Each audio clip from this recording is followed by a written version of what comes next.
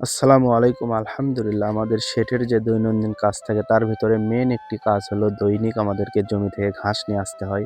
আর এবার মাশাআল্লাহ আমাদের ঘাস অনেক ভালো হচ্ছে। আর আপনাদের যাদের কাটিং লাগবে তারা আপনারা আমাদের সাথে যোগাযোগ করতে পারেন, আমাদেরকে কমেন্ট করতে পারেন। কমেন্টে নাম্বার দিয়ে যেতে পারেন। আমরা তাদের সাথে আরকি যোগাযোগ করব। এটা আরকি আমাদের জারা 1 হাইব্রিড ঘাস।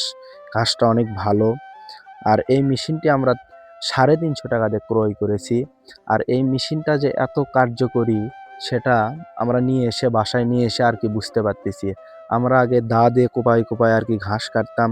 এতে অনেক সময় আমাদের অপচয় হতো।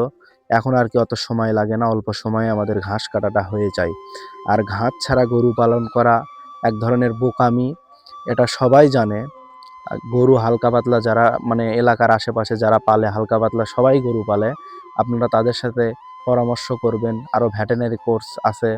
এদের সাথে ভালোভাবে পরামর্শ করবেন কিংবা যুব উন্নয়ন থেকে আপনারা একটা কোর্স করবেন। কোর্স করে আরকি গরু পালনে আসবেন। গরু পালতে গেলে আরকি ঘাস লাগবে। ঘাস মেইন একটি মানে ঘাসের উপরে একটা মানে ভরসা করা যায় আরকি ঘাসে। আর এই ৩ টি গরু আমরা নতুন ক্রয় করেছি। দেখেন আসসালামু আলাইকুম। আলহামদুলিল্লাহ ভালো থাকবেন সবাই।